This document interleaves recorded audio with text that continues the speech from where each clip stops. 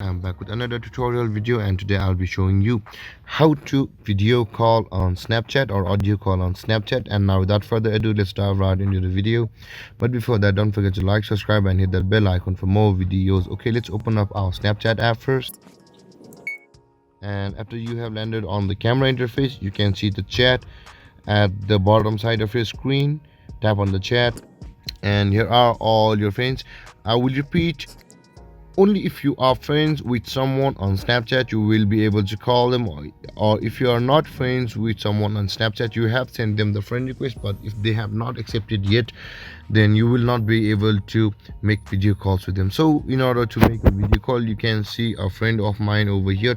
I'll tap him, and after he landing on this interface, you can see the audio and the video call option available over here. If I choose to video call, just tap on the camera icon or the video icon on the top right.